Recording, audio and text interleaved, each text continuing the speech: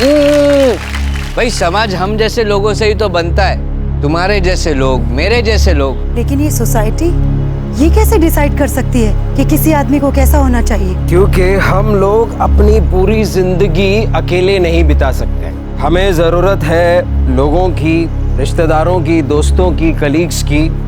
क्यों? कशाला? आपल्याला एक्सेप्टेंस हवे आहे। ऐसे समाज का क्या मतलब है जो एक इंसान को अपनी मर्जी से जिंदगी जीने की आजादी भी नहीं देता? क्या बात है? तेरे मन में क्या चल रहा है? मैं कुछ कहना चाहती हूँ, लेकिन समझ नहीं आ रहा कि कैसे कहूं। मैं एक एक्सेप्टेंस चाहती हूँ, लेकिन डरती हूँ कि क्या ये समाज मुझे एक्सेप्ट करेगा।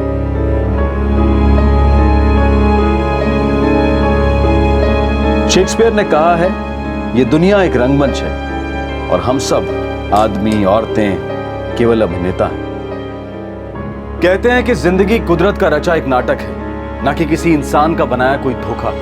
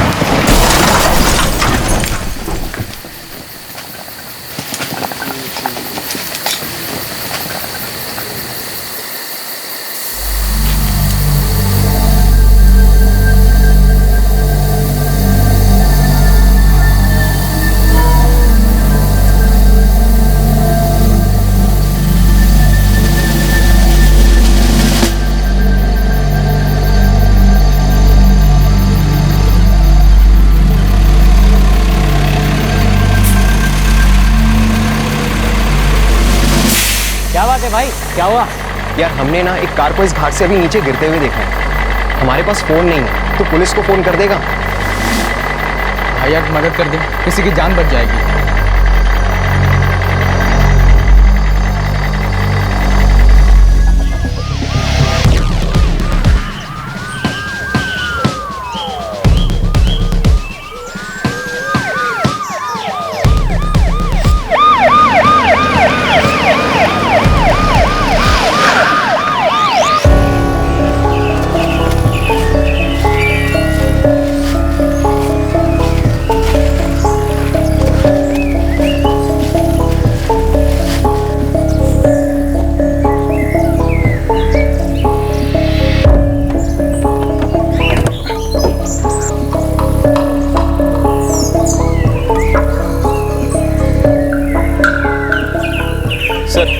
अंदर तो कोई नहीं है, आसपास देखो। Yes sir. चलो रे, थोड़ा सा गिरे।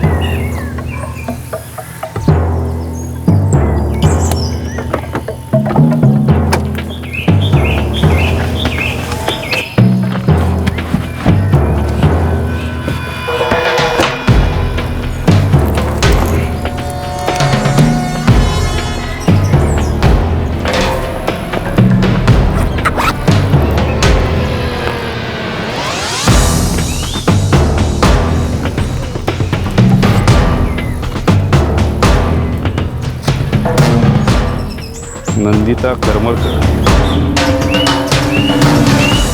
सर एक मोबाइल मिला।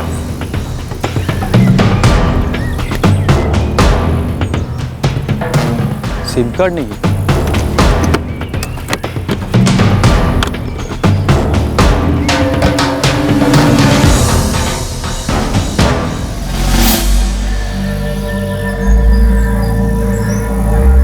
सर ये मोबाइल मिला है, सिम कार्ड नहीं है।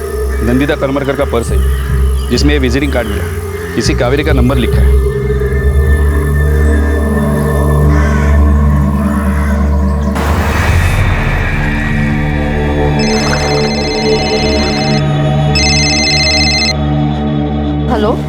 कावेरी? हाँ बोलते हैं। कौन बोलता है? कसारा पुलिस से सब इंस्पेक्टर अविनाश काले। ये नंदिता करमरकर कौन है? मेरी ताई है। क्या हुआ? कसारा घाट में हमें एक कार मिली है, लगता है एक्सीडेंट हुआ है। उसमें हमें नंदिता का पर्स मिला। अरे देवा, उसके पति को पता है ये बात? उसके हस्बैंड कौन? राकेश करमरकर, डोंबिवली में रहते हैं।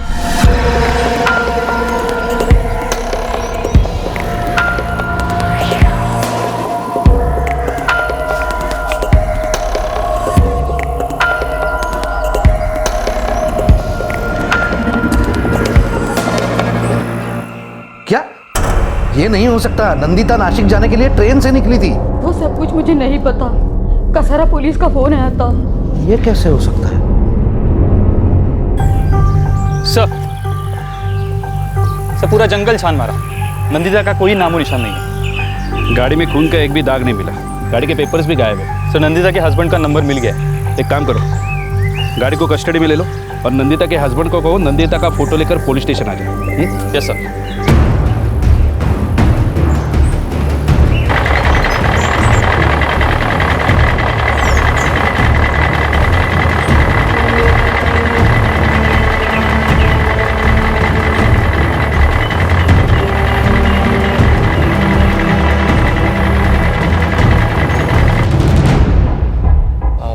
डैड, मैं भी चलता हूँ आपके साथ। हाँ चलो।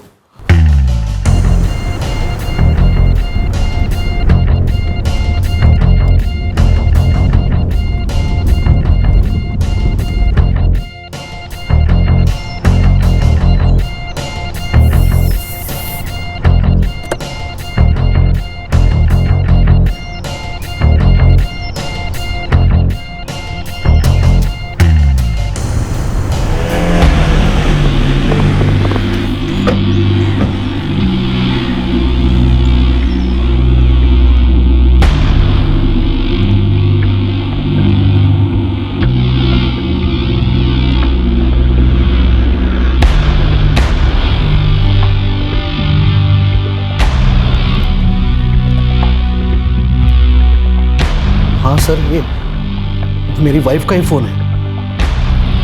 लगता है कार का एक्सीडेंट हुआ, लेकिन नंदिता जी हमें कहीं नहीं मिली। जिस कार का एक्सीडेंट हुआ है क्या वो उनकी है?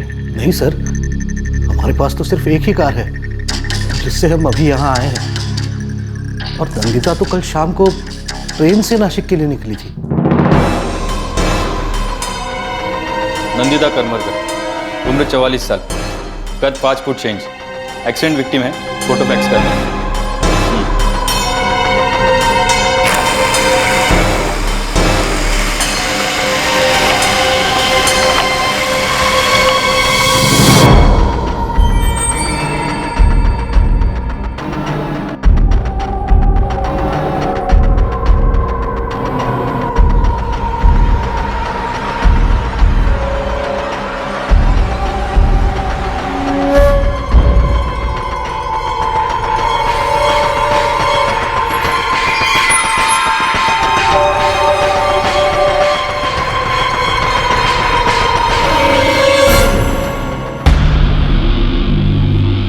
पॉसिबल है सर, नंदिता के पास और कोई कार नहीं थी। हमारे पास एक ही कार है जो ये घर पर थी। नासिक के लिए वो कितने बजे निकली थी? शाम को 6:30 बजे। मैंने खुद उसे कल्याण स्टेशन पर छोड़ा था।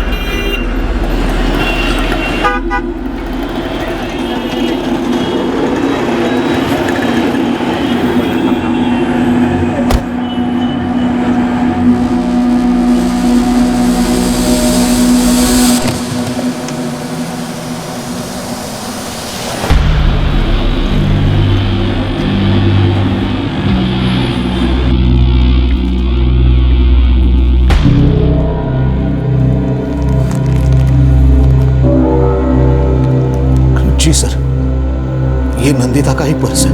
वो नासिक क्यों जा रही थी? जी उसका कोई प्ले था जो आज होने वाला था पर कैंसिल हो गया। प्ले आज होने वाला था, वो कल शाम को निकली और प्ले कैंसिल हो गया। प्ले कैंसिल हो गया ये आपको कैसे पता चला? जी वो रात को 11:30 बजे मुझे फोन आया था।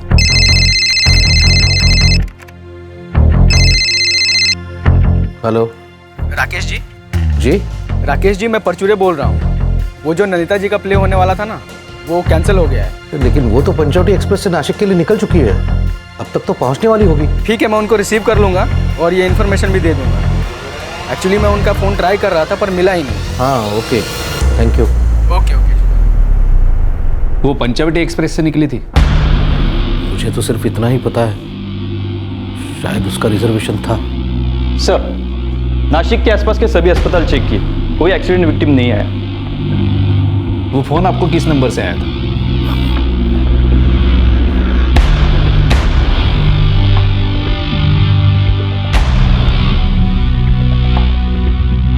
जिस जगह पर कार का एक्सीडेंट हुआ था उसके आसपास नंदिता करमरकर कहीं नहीं मिली थी, लेकिन उसका पर्स और उसका मोबाइल फोन उसी कार में मिला था। फिर वो कहां गायब हो गई?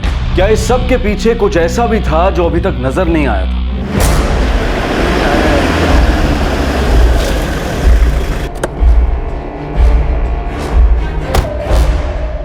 साहब अभी कैसे बताऊं मैं आपको, यहाँ कितने लोग फ़ोन करने आते हैं, अब मैं किस किस को याद रख सकता हूँ साहब। उसने रात 11:30 बजे यहाँ से फ़ोन किया था।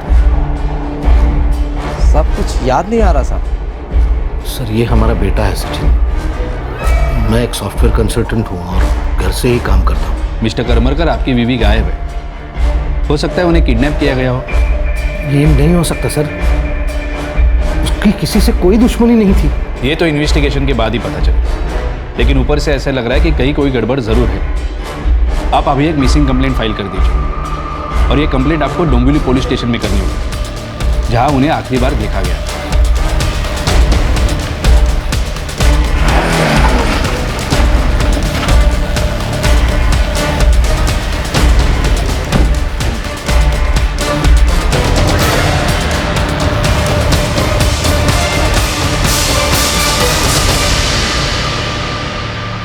राकेश को रात 11:30 बजे जो प्ले कैंसिल होने का फ़ोन आया था, वो पब्लिक फ़ोन बुथ से किया गया था। कार हमारी कस्टडी में है और फिंगरप्रिंट्स लिए जा रहे हैं। ठीक है, और कुछ जानकारी चाहिए होगी तो मैं आपको फ़ोन करूँगा।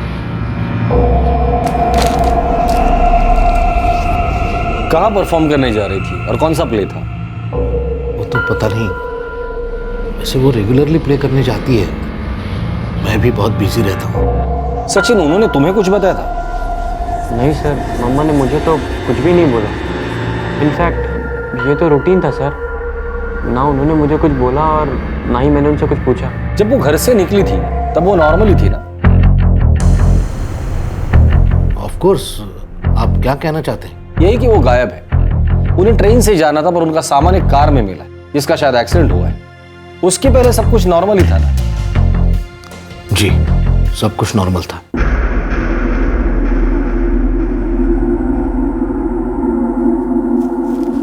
चले?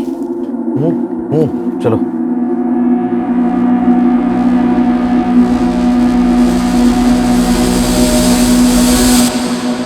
प्ले के बाद उन्हें आज शाम या आज रात तक घर आ जाना चाहिए था। जी। शो कल शाम का है।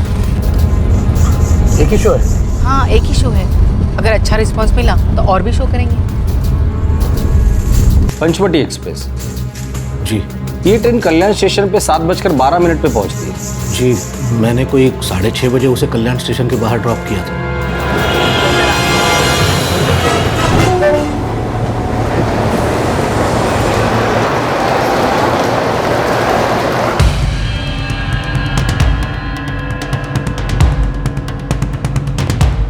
नहीं सर, नंदिता करमरकर के नाम से 3 जनवरी 2014 को पंचवटी एक्सप्रेस में कोई भी रिजर्वेशन नहीं है। मुझे नहीं पता, अगर वो बिना रिजर्वेशन के गई हो तो। वो ज्यादातर ऐसे ही ट्रैवल करती है। नहीं, ऐसा मुझे तो नहीं लगता, क्योंकि उनके नाम से ट्रेन में कोई रिजर्वेशन था ही नहीं। सर, नंदिता के फोन की लास्ट लोकेशन कसारा घाट के आसपास ही थी। 10:30 बजे फोन बंद हो गया था।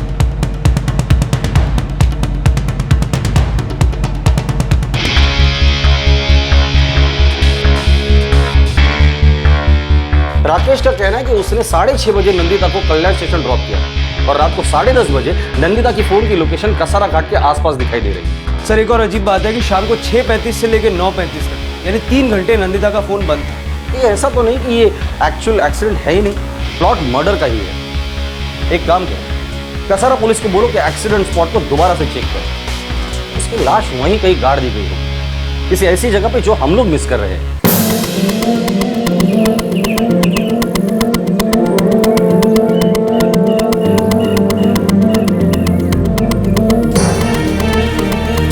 ध्यान से देखो, कहीं कोई खुदाई का निशान मिले, ठीक से देखो वहां पे।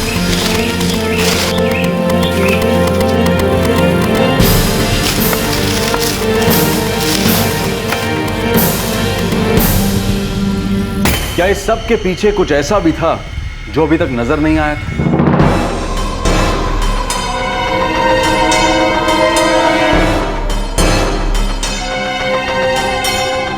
कार में फिंगरप्रिंट्स मिले हैं और वो साफ नहीं है। अंदर किसी से हाथापाई या कोई स्ट्रगल का निशान? नहीं, कार के अंदर शक करने जैसा कुछ भी नहीं है। स्ट्रगल होती तो दरवाजे या कहीं फुटप्रिंट्स के निशान जरूर मिलते। सर लेकिन ये स्ट्रगल गाड़ी के बाहर भी तो हो सकती है। ऐसा भी तो हो सकता है कि इस गाड़ी का यूज सिर्फ उसे वहां ले जाने के लिए किया गया। एक्सीडेंट की खबर हमें किसी ट्रक ड्राइवर ने दी थी। यस ठीक है। सबसे पहले हमें ये चेक करना होगा कि नंदिता करमरकर कौन सा प्ले करने जा रही है और उस ट्रक ड्राइवर ने एग्जैक्टली क्या देखा। सर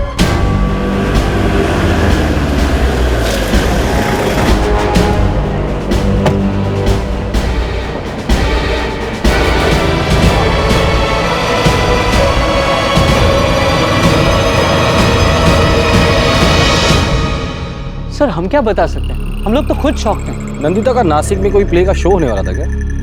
सर इसके बारे में हमें कोई आइडिया नहीं है, लेकिन अगर वो शो करने जा रही होती तो हमें ज़रूर पता चलता। हाँ सर, हम लोगों का सर्कल एक ही है।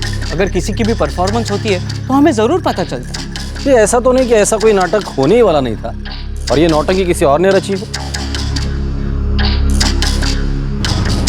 2 लोग थे साहब, उन्होंने हमें रोका। एक को तो हमने अच्छे से देखा था, फिर उन्होंने हमको एक्सीडेंट के बारे में बताया।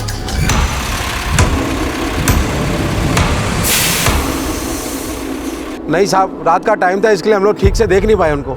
साहब जिसने पहले आके बात की थी ना, वो एक जवान लड़का था। यार अभी हमने ना एक कार को घाट से नीचे गिरते हुए देखा है। हमारे पास फ़ोन नहीं है तो पुलिस को फ़ोन कर देगा। भाई यार मदद कर दे, किसी की जान बच जाएगी। तो तुमने देखा नहीं कि कार कहाँ गिरी है? साहब रात का टाइम था और किसी ने हमसे मदद मांगी इसलिए हमने फ़ोन कर दिया।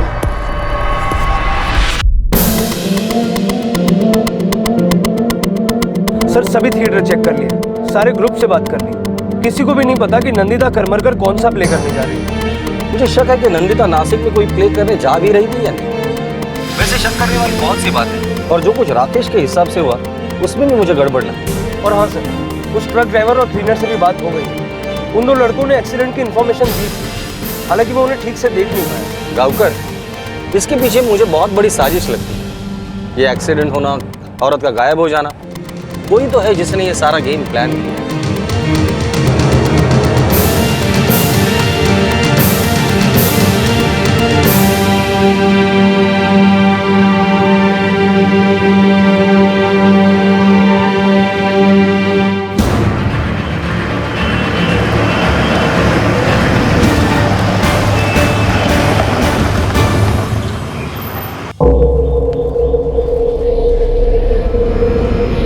जहाँ तक मुझे पता है नंदिता और राकेश के बीच सब कुछ ठीक ही था।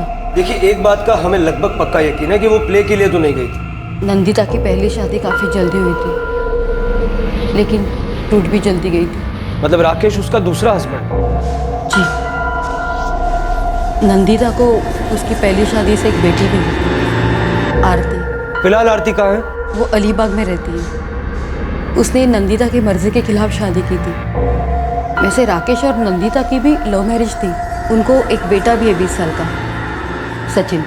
लेकिन मुझे नहीं लगता कि शादी के 21 साल के बाद उन दोनों में अचानक कोई प्रॉब्लम हुई होगी। कोई ना कोई वजह तो होगी। हमें शक है कि नंदिता को कहीं कुछ हो न गया। सर राकेश के फोन रिकॉर्ड में कोई भी शक करने वाली बात नहीं। 3 जनवरी की शाम राकेश की क्या मूवमेंट थी? कल्याण तक गया था और फिर घर वापस आ गया। हो सकता है ये प्लान उसने किसी के साथ मिलकर किया। सर एक नंबर है जिस पर उसकी लगातार बातचीत होती रही है। अपनी वाइफ से भी ज्यादा इस नंबर पर बात हुई। कौन है? सर नंबर है 4443214456, प्रगति बेलगाम से। कई बार मैंने उन दोनों के बीच में झगड़े की आवाज सुनी थी, लेकिन हर पति पत्नी में ऐसा झगड़ा तो होता ही रहता है। इसका मतलब ये तो नहीं कि वो दोनों अलग हो जाए। अभी नंदिता मैडम की पर्सनल लाइफ के बारे में मेरे को कैसा मालूम होगा ना साहब। लफड़ा किसी के साथ है या नहीं ये पता नहीं। हाँ, उनके घर में थोड़ी अनबन चल रही थी, ये बात सच है। मैं मेकअप कर रहा था तभी मैंने सुना। क्या सुना? जस्ट लीव इट राकेश, मैं इतना सब कुछ नहीं कर सकूंगी। Same here. अब मुझे नहीं लगता कि सब कुछ ठीक हो जाएगा।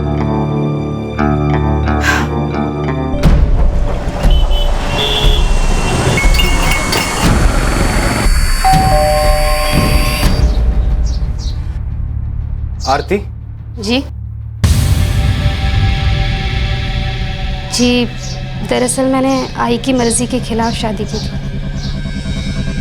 वो गायब है, हो सकता है उन्हें कुछ हो गया हो। आपकी माँ और राकेश के बीच सब ठीक था ना? जहाँ तक मुझे पता है आई उनसे प्यार करती थी और वो आई से। अब उनके बीच में कोई झगड़ा हुआ होगा तो मुझे नहीं पता। प्रगति, ये नाम सुना है आपने? नहीं, ये कौन है?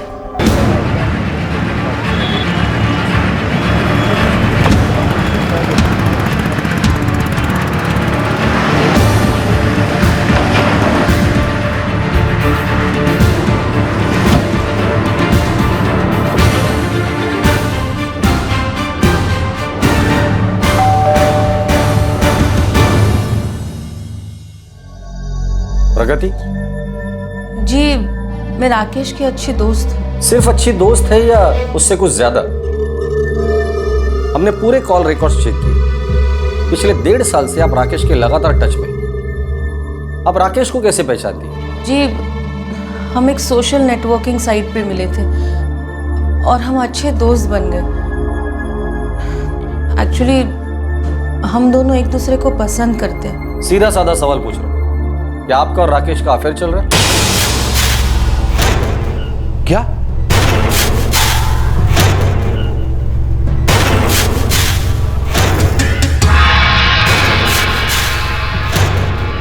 मालूम नहीं सर, लेकिन मॉम डैड के बीच में काफ़ी झगड़े होते थे।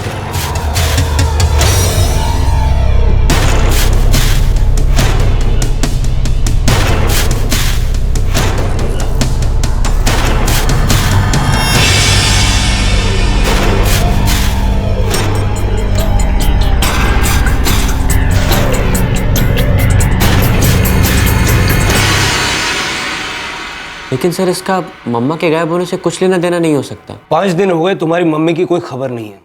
हमें लगता है कि उनके साथ कुछ तो गड़बड़ हुई है। तुम्हारे माता पिता के संबंध कुछ खास अच्छे नहीं थे और हमारे पास इस बात के काफी सबूत हैं। जी, नंदिता के और मेरे बीच सब कुछ ठीक नहीं था, लेकिन इसका उसके गायब होने से कोई ताल्लुक नहीं है। तो फिर किसका ताल्लुक है? अब ये मुझे कैसे पता सर? मैंने तो उसे कल्याण स्टेशन ड्रॉप कर दिया था, उसके बाद वापस घर चला आया। उसके बाद क्या हुआ मुझे नहीं पता। मिस्टर राकेश करमरकर, कल्याण स्टेशन के बाद कौन सा सीन हुआ था? क्योंकि नंदिता ने ना ही नासिक के लिए कोई ट्रेन पकड़ी थी, ना ही पंचवटी एक्सप्रेस में उनके नाम का कोई रिजर्वेशन था, और ना ही वो नासिक में किसी नाटक में परफॉर्म करने जा रही थी। तो आप ही बताइए, ये नौटंकी क्या है? ये कार कहां से और उसके आने के बाद क्या हुआ था?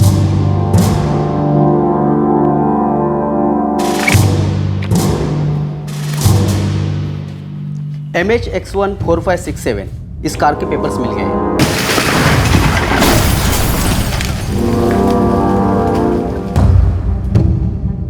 इस कार का रजिस्ट्रेशन किसी और के नाम पे ट्रांसफर किया गया था। 29 दिसंबर 2013 को ये कार बेची गई थी। एक्सीडेंट के 4 दिन पहले? हाँ। बेचने वाला कौन था और खरीदा किसने? ये डील ऑनलाइन हुई थी। नंदिता ने मुझे सिर्फ इतना ही बताया था कि वो पंचवटी एक्सप्रेस से जा रही है। इससे ज्यादा मुझे कुछ नहीं पता। आपके कहने के मुताबिक आपने नंदिता को 6:30 बजे कल्याण स्टेशन पे ड्रॉप किया था? जी।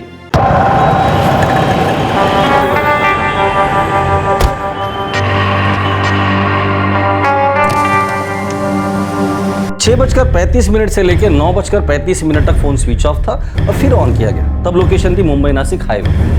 फिर रात को 10:30 बजे फोन स्विच ऑफ किया गया और तब लोकेशन थी कसारा घाट के आसपास। ये मुझे कैसे पता? मैं नहीं था। 11:30 बजे आपको कॉल आता है नासिक से, ये बताने के लिए कि प्ले कैंसिल हो गया क्योंकि नंदिता का फोन स्विच ऑफ आ रहा था।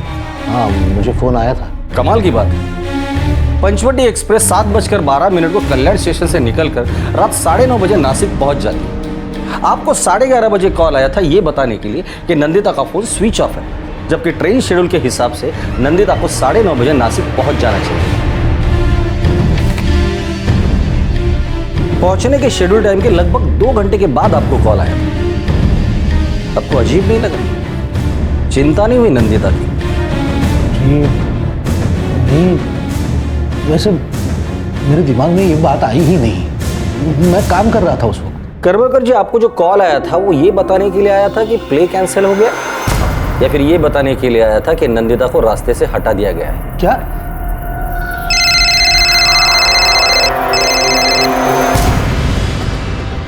हाँ गावड़े बोल। सर MH X14567 इस गाड़ी को 29 दिसंबर 2013 को ऑनलाइन बेचा गया था। आशीष मखीजा ने बेचा और किसी अशोक कुमार नाम के आदमी ने खरीदा था। हम दोनों को खोजने की कोशिश कर रहे हैं सर। ठीक है, ये अशोक कुमार कौन है? अशोक कुमार? कौन है ये अशोक कुमार? 29 दिसंबर 2013 को इस अशोक कुमार ने किसी आशीष मखीजा से ऑनलाइन तुम्हारे लिए कार खरीदी थी, जिसमें शायद नंदिता ट्रैवल कर रही थी और जिसका एक्सीडेंट हुआ है। सर ये आप क्या बोल रहे हैं? ना ही मैं अशोक कुमार को जानता हूँ, ना ही आशीष मखीजा को। सर सच में मुझे पता नहीं नंदिता कहाँ गई और उसके साथ क्या हुआ। बहुत ही शातिर तरीके से सब कुछ प्लान किया गया था और अंजाम दिया गया था, लेकिन इस साजिश के पीछे आखिर था कौन? इस योजना के सिरे तो उधड़ रहे थे, लेकिन उन्हें बुनने वाला अभी तक सामने नहीं आया था। जी हाँ, मैंने अपनी कार एक ऑनलाइन वेबसाइट के थ्रू बेची थी।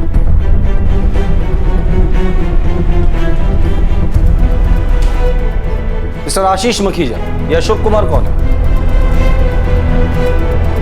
मुझे नहीं पता अशोक कुमार कौन है। हाँ, एक मनोजपुरी नाम का आदमी था जो अशोक कुमार के नाम से कार खरीदना चाहता था। पहले नेट पे काफ़ी दिनों तक नेगोशिएशन करता रहा, फिर हम मिले भी थे। मनोजपुरी नंबर है उसका? जी।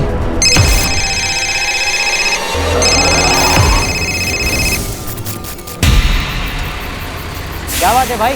यार अभी हमें ना एक कार को घाट से नीचे गिरते हुए देखा है। हेलो, मनोज पुरी बोल रहे हैं? बोल रहा हूँ। PSI Atul Gaonkar, Dombivli police station. जी सर। 29 दिसंबर को आपने आशीष मखीजा से एक ऑनलाइन कार खरीदी थी? जी हाँ सर। अगर ऐसा है तो फिर आप नंदिता करमरकर को जरूर जानते होंगे। नंदिता करमरकर? जी सर, मैंने इनके बारे में न्यूज़पेपर में पढ़ा है। हम आपसे बात करना चाहते हैं कि आप खुद पुलिस स्टेशन आएंगे, हमें आपको उठाना पड़ेगा। सर अभी तो मैं औरंगाबाद में हूँ, मैं कल मुंबई वापस आ रहा हूँ। मैं कल सामने से पुलिस स्टेशन आ जाऊँगा सर। कल सुबह हम आपसे मिलना चाहते हैं, अगर नहीं मिले तो आपके लिए अच्छा नहीं होगा। क्या हुआ सर? आपने जो कार बेची थी उसका एक्सीडेंट हो गया और तब से एक्ट्रेस नंदिता करमरकर गायब है और हमें लगता है कि कोई जुर्म हुआ है। सर न्यूज़पेपर में पढ़ा मैंने। मिस्टर मखीजा, जब तक हम नहीं कहते आप ये शहर छोड़ के कहीं नहीं जाए। जी सर। नहीं यार, आज मैं कॉलेज नहीं आऊँगा। एक्चुअली मेरी तबीयत थोड़ी ख़राब है। चल बाय।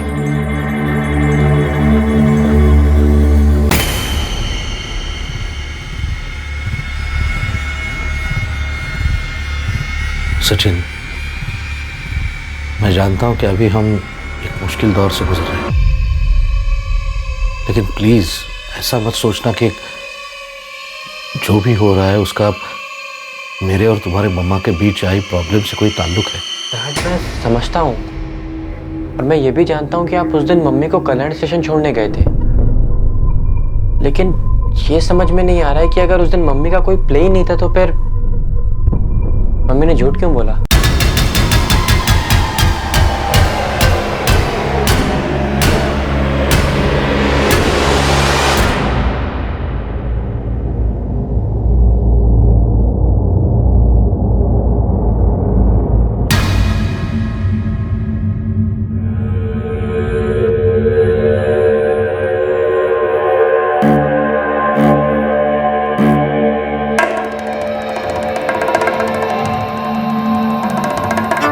मैं सच बोल रहा हूँ सर, मेरा विश्वास करिए। मैंने नंदिता करमरकर का नाम सिर्फ न्यूज़ के थ्रू सुना है। मैं बस इतना जानता हूँ वो एक एक्ट्रेस है और अब भी गायब है। बकवास बंद कर दे और बता दे अशोक कुमार कौन है जिसके लिए तुमने कार खरीदी थी। मेरा दिमाग मत खराब करो, बोलो ये अशोक कुमार कौन है? सर अशोक कुमार भी मेरी तरह एक आईटी कंपनी में सॉफ्टवेयर इंजीनियर है सर। चलो उसका हुलिया बता, दोस्त है ना तेरा, तेरे पास फोटो तो जरूर होगी उसकी, दिखा।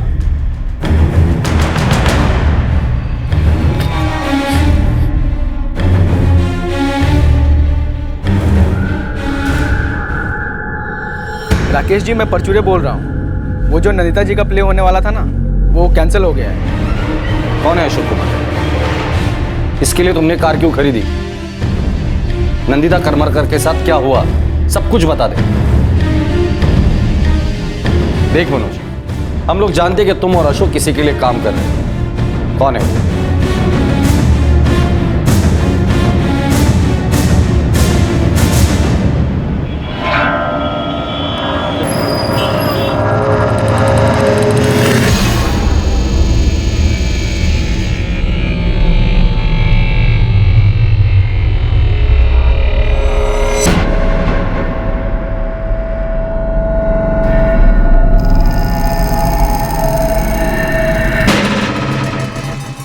ये न्यूज़ सुर्खियों में आ गई है, बहुत हल्ला हो गया है।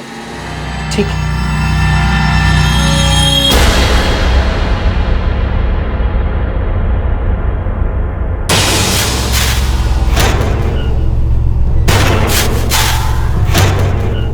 क्या नंदिता करमरकर जिंदा थी? ये खेल आखिर था क्या? देख मनोज, बता दे कौन है वो जिसने ये सारी प्लानिंग की थी। मैंने तो वही किया जो अशोक ने मुझे करने के लिए बोला सर। उसने तुम्हें इस काम के लिए कितने पैसे दिए थे? कुछ भी नहीं सर, वो मेरा दोस्त है। कहाँ है तेरा ये दोस्त अशोक? और ये सब नौटंकी क्या है? सर मैं सच में नहीं जानता अशोक अब भी कहाँ है।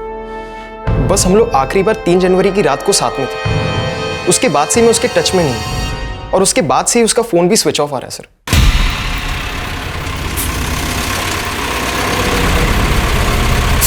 क्या बात है भाई, क्या हुआ? यार अभी हमें ना एक कार को घाट से नीचे गिरते हुए देखा है। हमारे पास फोन नहीं है, तो पुलिस को फोन कर देगा। भाई मदद कर दो, किसी की जान बच जाएगी। अशोक का नंबर बताओ।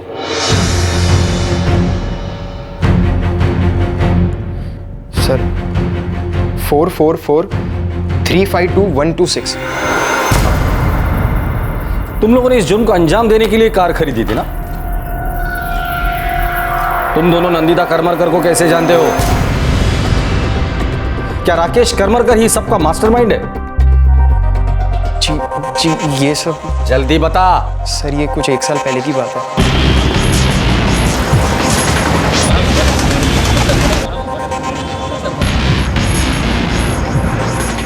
अशोक और मैं क्लासमेट थे, रूममेट भी थे, हम अच्छे दोस्त थे। ये नंदिता करमरकर बीच में कहां से आ गई? प्रीति। प्रीति? अब ये प्रीति कौन है?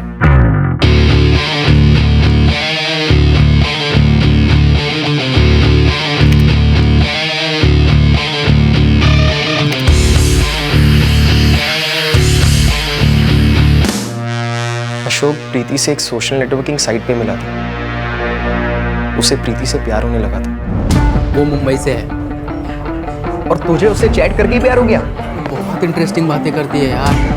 और उसने मुझे कहा है कि नेक्स्ट टाइम वो मुझे अपना नंबर देगी तो मैं उसे कॉल करूँगा। ओ मेरी जान, संभल के, कहीं फ्रॉड ना हो। नहीं यार, वो बहुत खूबसूरत है। मैं तो मतलब हमेशा दिन भर उसके बारे में सोचता रहता हूँ यार।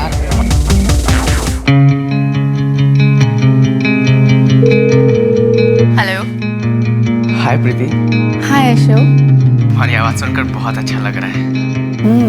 Same here. पर मैं अब तुम्हें देखना चाहता हूँ। तो इसके लिए तुम्हें मुंबई आना होगा। तो ठीक है ना, अप्रैल में मेरे एग्जाम्स खत्म हो रहे हैं। उसके बाद मैंने सोचा है कि मैं मुंबई में ही जॉब ले लूँगा। वाह, इतना सब मेरे लिए? सिर्फ तुम्हारे लिए। सुपर, ये तो बहुत अच्छा होगा। प्रीति, मुझे पता नहीं मुझे ये बात तुमसे कहनी चाहिए या नहीं कहनी चाहिए, पर मैं तुमसे कुछ कहना चाहता हूँ। हाँ बोलो। हमें चैट करते हुए 3 महीने से ऊपर हो गए ना।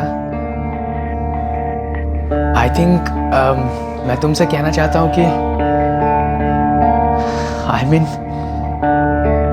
Love with you.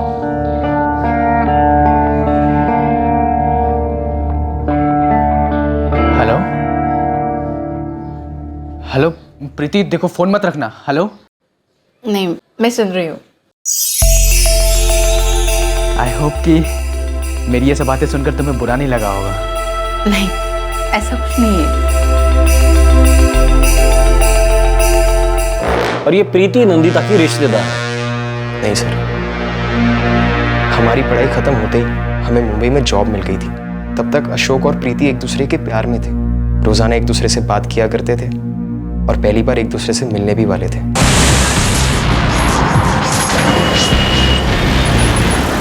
Guess what, मैं मुंबई आ गया हूँ। मैं तुम्हारे आने का कब से इंतजार कर रही थी। तो फिर मिलते हैं। क्या हुआ प्रीति? तुम सचमुच मुझसे मिलना चाहते हो? Are you sure? Of course. तुम मुझसे नहीं मिलना चाहती? नहीं, मिलना तो चाहती हूँ, अगर तुमने मुझे पसंद नहीं किया तो। ऐसा कुछ नहीं होगा प्रीति। हम दोनों के दिल मिल चुके हैं। हम दोनों एक दूसरे को अच्छे से समझते भी हैं। सिर्फ एक दूसरे को देखना बाकी है। ठीक। प्रीति के साथ क्या प्रॉब्लम थी? प्रीति के साथ क्या प्रॉब्लम थी? अशोक प्रीति से मिलने गया था।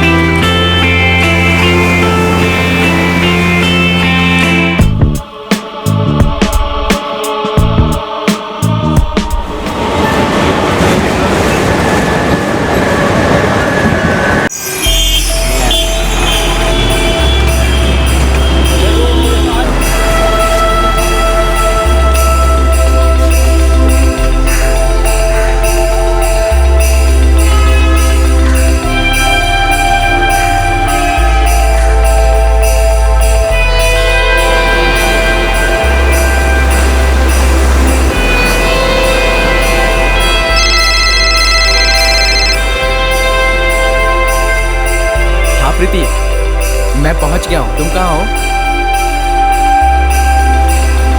मैं आता हूं, अभी आता हूं।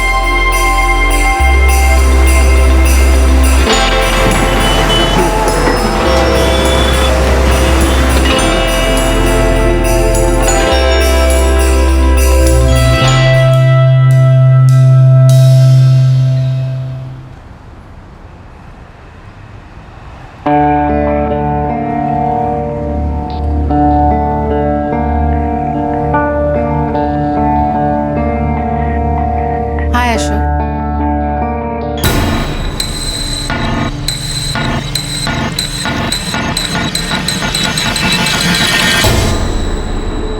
कि प्रीति नहीं आई, नंदिता वहां आई। नहीं। ये कौन है आप? क्या मैं आपको जानता हूं? मैंने कहा था,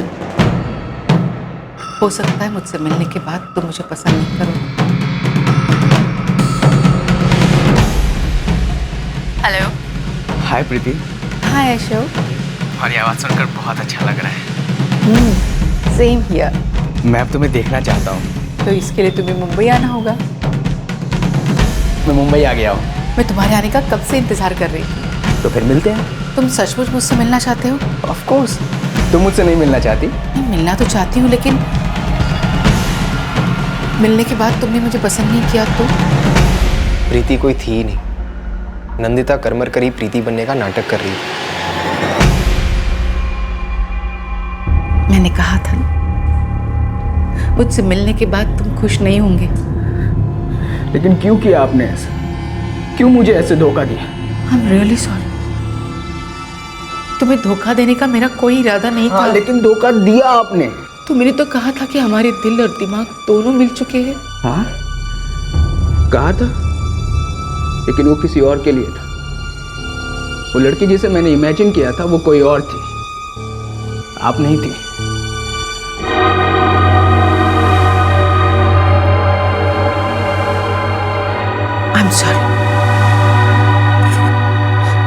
वेरी सॉरी, लेकिन जिस तरह से तुम मुझसे प्यार करने लगे थे ना, वैसे ही मुझे भी तुमसे प्यार हो गया था। नहीं, मैं प्रीति नाम की लड़की से प्यार करता था, और आज जाकर मुझे पता चला है कि प्रीति जैसी कोई लड़की थी ही नहीं। आई एम सॉरी, मैं दिल से माफी मांगती हूँ। माना कि प्रीति नहीं है, पर प्यार है। अब भी उतना नहीं। नंदिता प्रीति होने का नाटक कर रही थी। जी, नंदिता ने अशोक को धोखा दिया, इसलिए नंदिता से बदला लेने के लिए अशोक ने ये सब किया। नहीं तो फिर ये सब करने के पीछे मकसद क्या था?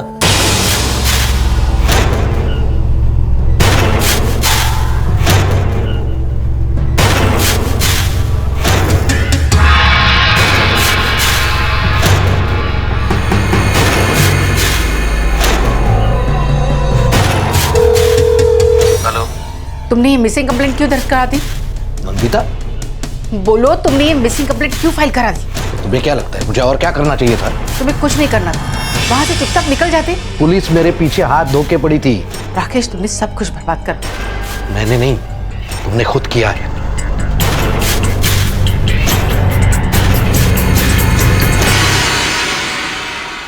एक प्रेम कथा का स्वांग, एक दुर्घटना का स्वांग। नंदिता करमरकर जिंदा थी, आखिर ये सारा स्वांग था क्या?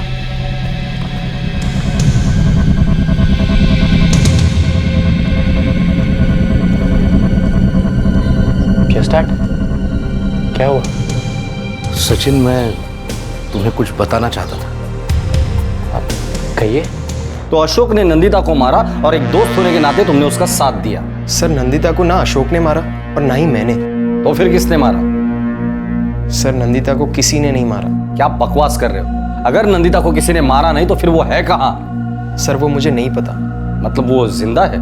जी।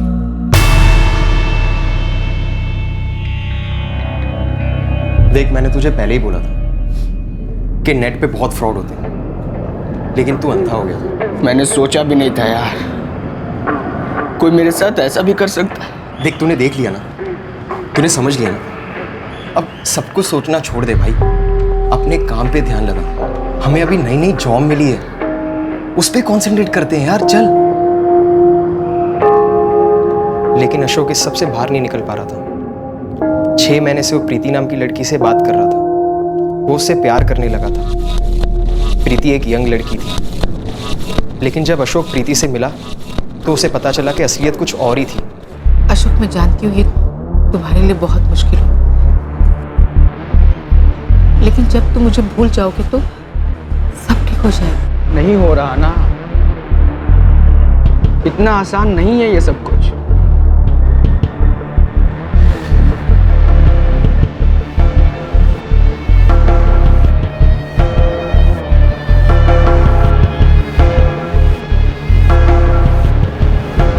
अब मैं तुम्हें कभी नहीं भूल पाऊंगा। अशोक, तुम 25 साल के और मैं 44 साल की हूँ। पता नहीं मैं तुमसे प्यार की उम्मीद कैसे लगा के बैठी। बहुत गलत किया मैंने, धोखा दिया है तुम्हें। लेकिन अब मैं तुमसे प्यार करता हूँ। क्या ये रिश्ता ठीक रहेगा? आगे तक जाएगा?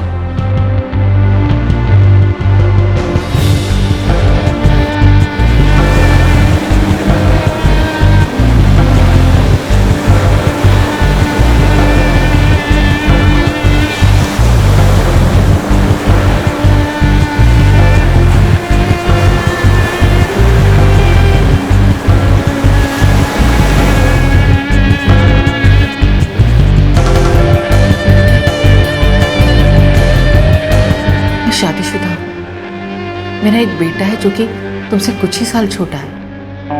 पर प्यार का किसी की उम्र से क्या लेना देना है? उसे उम्र से कैसे नापा जा सकता है? अशोक, ऐसा हम सोचते हैं, बाकी दुनिया ऐसा नहीं सोचती है। हमारे बीच ये दुनिया कहाँ से आ गई? हम दोनों की दुनिया सिर्फ हम दोनों ही हैं।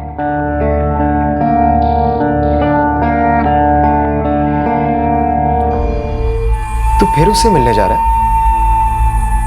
तू पागल हो गया क्या? वो ना जाने तेरे से उम्र में कितनी बड़ी है।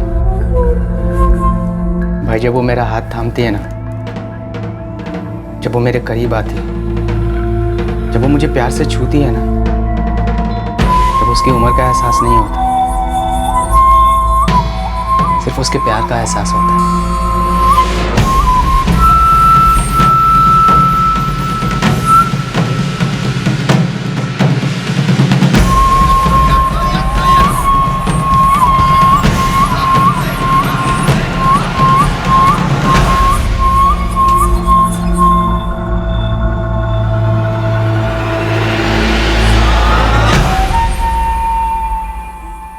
बहुत खूबसूरत लग रही थी तुम, तुम्हारे प्यार की वजह से। अशोक, हाँ भाई तू अपने माँ बाप से क्या कहेगा कि अपने से 20 साल बड़ी औरत के साथ तू शादी करने जा रहा है? बोल दूंगा। क्या वो मानेंगे? भाई मैंने तो अपना मन बना लिया है। वो एक शादीशुदा औरत है, उसका लगभग एक हमारी एज का लड़का है। तू क्या पागल हो गया? मैं उसे चाहता हूँ मनोज, आई लव हर। मुझे उसकी उम्र की परवाह नहीं है, मैं उसे प्यार करता हूँ और मेरे लिए इतना ही काफी है।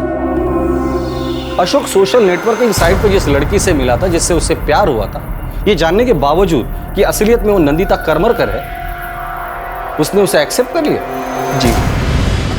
फिर ये कार खरीदना, उसे घाटे में गिराना, नंदिता का गायब हो जाना, ये सब किस लिए? क्या वजह थी?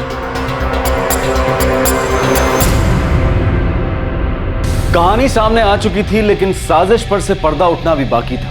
वो अब भी एक रहस्य ही थी। इस कहानी के लेखक के मन में आखिर था क्या?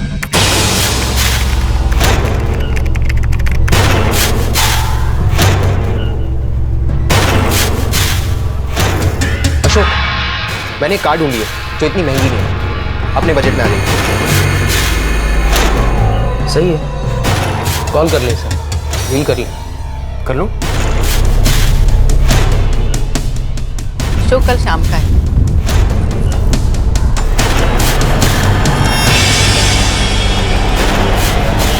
कार से निकलते मोबाइल स्विच ऑफ कर दें।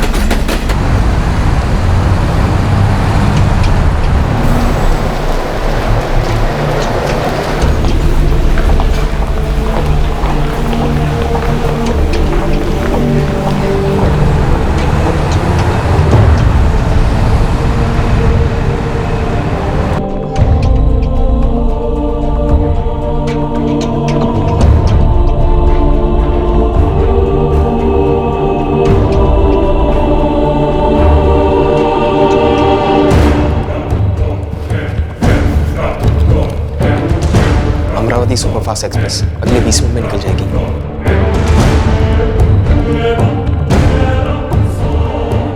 Let's move.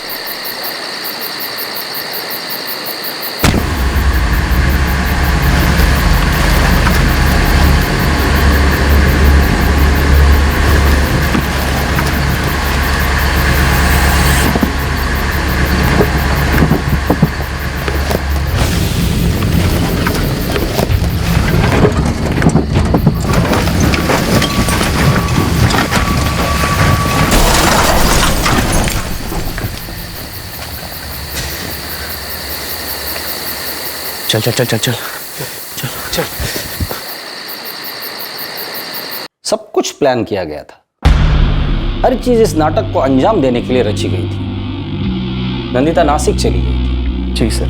अशोक कहाँ है? सर नहीं मालूम, मैं उसके टच में नहीं हूँ। इस वक्त वो दोनों कहाँ हैं? सर मैंने कहा मुझे कुछ नहीं पता। अब ये सारा नाटक समझ में आ रहा है मुझे।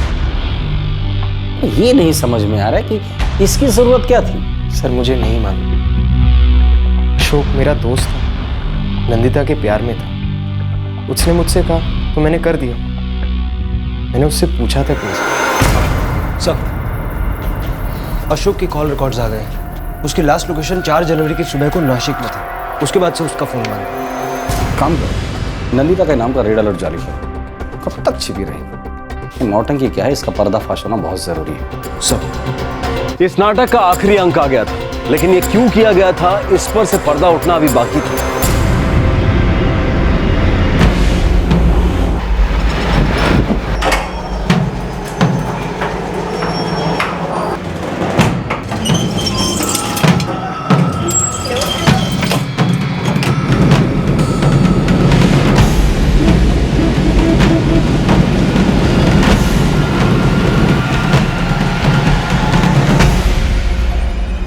एक्सक्यूज मी, कहाँ जा रहे हैं? मुझे कमिश्नर सर से मिलना है। क्या बात है, और कौन है आप? I am Nandita Karmarkar. एक पर्सनल मैटर है। सॉरी, आप इस तरह से अंदर नहीं जा सकते। आपको बताना होगा किस लिए आप कमिश्नर सर से मिलना चाहती है। देखिए, मुंबई में मेरे नाम से एक मिसिंग कंप्लेंट फाइल की है और मैं मिसिंग नहीं हूँ, आपके सामने खड़ी हूँ। बस मुझे मैटर सॉल्व करना है। सर, नंदिता करमरकर सामने आ गई है। कहाँ है वो? कोचीन में। वो वहाँ के कमिश्नर साहब से जाके मिली थी। ठीक है, उसके ट्रांजिट कस्टडी के लिए रिक्वेस्ट भेज दो। सर।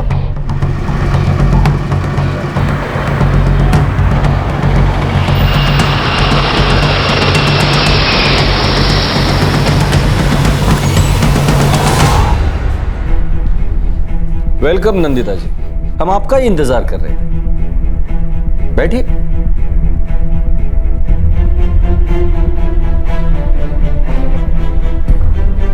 अशोक कहाँ है?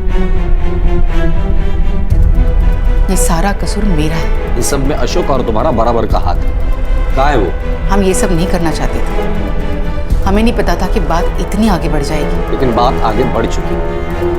आप सिर्फ इतना बता दीजिए कि वो है कहाँ और ये सारा नाटक आपने किस लिए किया।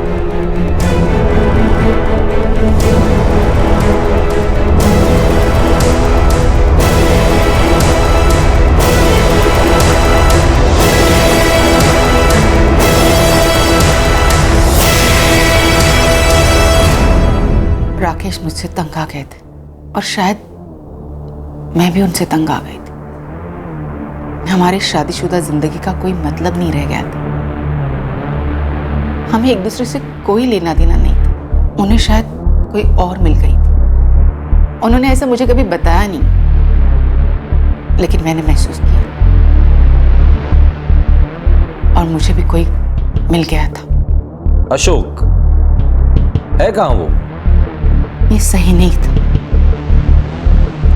फिर भी मैं अशोक से प्यार करने लग गई थी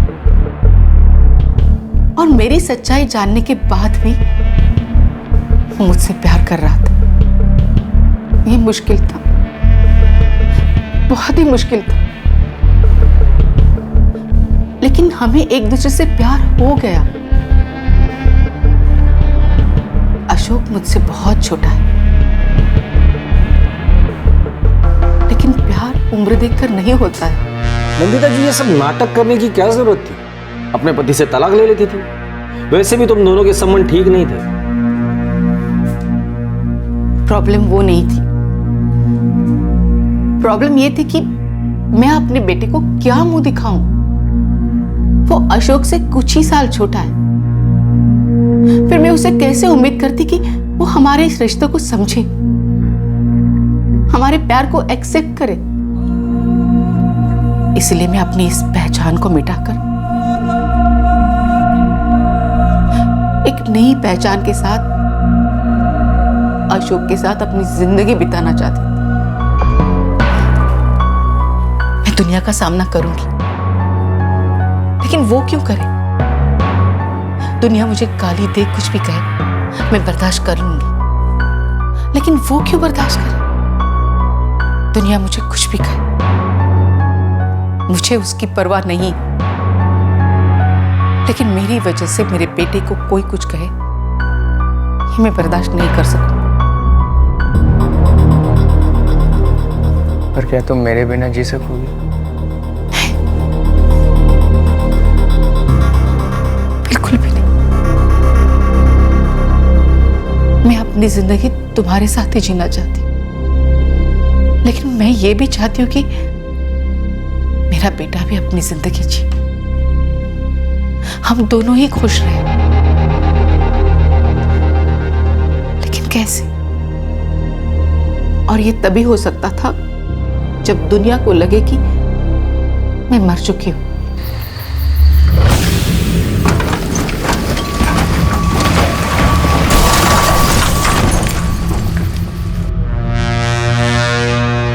हमें लगा कि मेरे मरने की खबर फैलते ही सब ठीक हो जाए, फिर आराम से मैं और अशोक अपनी नई जिंदगी की शुरुआत कर पाएंगे। तो नासिक में तुम्हारे नाटक का शो था ही नहीं। मुझे नहीं लगा था कि बात इतनी बढ़ जाएगी। राकेश को किसने फोन करके बताया कि नासिक में तुम्हारे नाटक का शो कैंसिल हो गया? अशोक ने? जी। सारा नाटक तुमने किया और हमें लगा था इस सब के पीछे राकेश का हाथ है। मुझे उनके लिए बहुत बुरा लग रहा है। इनफैक्ट मैंने कभी सोचा भी नहीं था कि लोग मुझे गुमशुदा समझेंगे और मुझे ही खोजने लगेंगे। मैं तो राकेश को बोल के आई थी कि मैं उन्हें हमेशा के लिए छोड़ के जा रही हूँ। मतलब राकेश जानता था कि तुम लापता नहीं हो?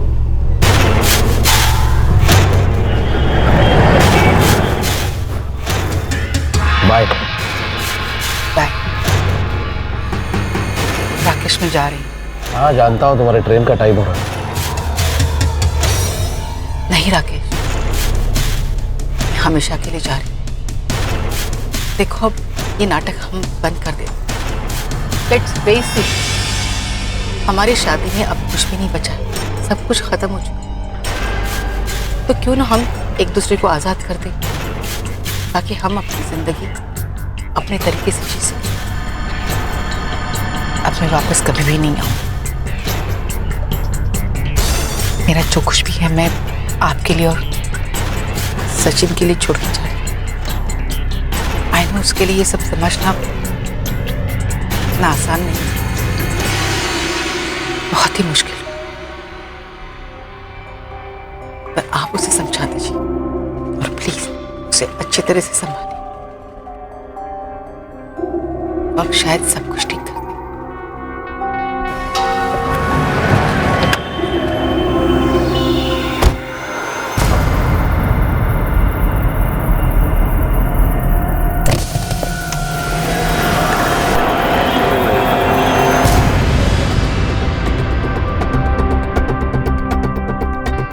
राकेश जी, आप पहले से ही जानते थे कि नंदिता जी लापता नहीं हुई है, ये बात आपने हमसे छिपाई क्यों? मैं तो सिर्फ इतना ही जानता था कि नंदिता हमेशा के लिए चली गई है, लेकिन फिर वो एक्सीडेंट, वो कार, वो पर्स, वो बिना सिम कार्ड का मोबाइल, ये सब मेरे लिए एक शॉक था। मुझे लगा सारा शक मुझ पर ही आएगा। मुझे तो पता ही नहीं था कि ये सब इसी की प्लानिंग थी। एक्चुअली मैं बहुत डर गया था सर। अशोक कहाँ है?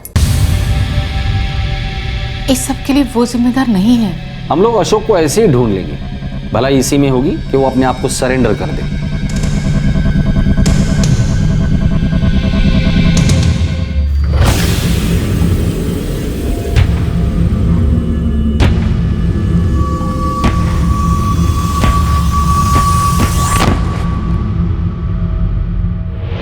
सर मिसिंग का भी केस नहीं बनता क्योंकि नंदिता तो मिल चुकी है। ना ही किडनैपिंग या मर्डर का केस है। सिर्फ एक गाड़ी डिस्ट्रॉय हुई है जिसे वो अशोक ने ही खरीदा था। सर ये सारा एक नाटक था जो लिखा और खेला गया था। लेकिन यहाँ कोई क्राइम तो हुआ नहीं है। जी, क्राइम तो नहीं हुआ। केस क्लोज करो। जी।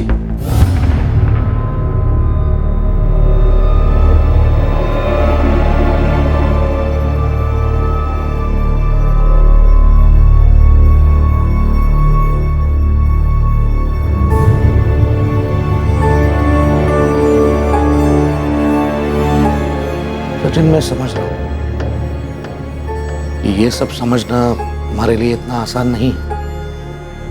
लेकिन बेटा, जिंदगी में ऐसी सिचुएशंस आती रहती हैं और हमें उन्हें फेस करना पड़ता है।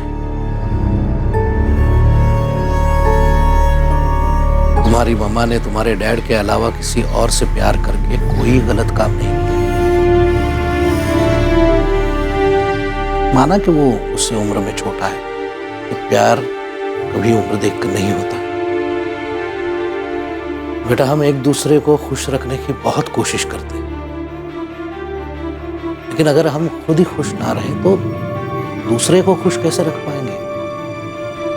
तुम्हारी मम्मा को भी खुश रहने का हक है,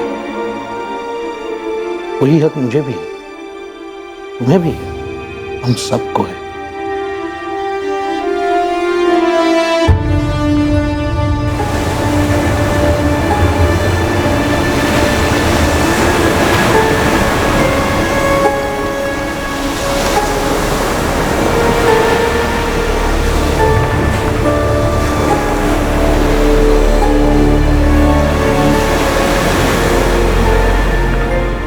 कोई अपराध नहीं हुआ था, इसलिए कोई केस नहीं बन पाया। मौत का ढोंग रचा गया था, लेकिन क्यों? उसकी क्या जरूरत थी? रिश्ता स्वीकार न किए जाने का डर था, दुनिया क्या कहेगी इसका डर था, अपने लोग क्या सोचेंगे इसका डर था। क्या कोई भी ये समझ पाएगा कि उन्होंने कोई जुर्म नहीं किया था? प्यार करना कोई जुर्म नहीं है। लेकिन चाहे जो भी हो, किसी भी बात का डर हो, नंदिता ने जिस भी वजह से जो रास्ता अपनाया था वो गलत था। सौभाग्यवश किसी को भी कोई नुकसान नहीं पहुंचा, लेकिन फिर भी उसके इस केस ने पुलिस ऑफिसर्स और शासन अधिकारियों को गुमराह किया और उनका काफी वक्त भी जाया किया। और इसके दूसरी तरफ है हमारा समाज। शायद हमारा समाज अभी इतना मैच्योर नहीं हुआ है कि ये समझ सकें कि प्यार कभी किसी की उम्र देखकर नहीं होता है। शायद अभी और थोड़ा वक्त लगेगा, लेकिन वो वक्त भी जरूर आएगा जब हम खुद समाज, दोस्त और रिश्तेदार के रूप में ऐसा कुछ भी मंजूर करना सीख जाएंगे जिसे शायद हम अभी कल्पना से परे मानते हैं, अपनी सोच के बाहर मानते हैं। हम समझ जाएंगे कि जब तक वो किसी और को नुकसान नहीं पहुंचाता, उसे अपनी जिंदगी अपने तरीके से जीने का हक है, अपनी खुशियां खोजने का हक है। आपसे फिर मुलाकात होगी क्राइम पेट्रोल दस्तक में एक और नए केस के साथ। तब तक अपना ख्याल रखें, सुरक्षित रहें और याद रखें, अपने किसी भी परेशानी को कैसे सुलझाना है ये डिसीजन आपका है, लेकिन उससे पहले एक बार उसके बारे में अपने किसी करीबी से सलाह मशवरा जरूर करें। जय हिंद। इस तरह के और भी एपिसोड देखने के लिए हमारे चैनल को सब्सक्राइब करें और बेल आइकन दबाना ना भूलें।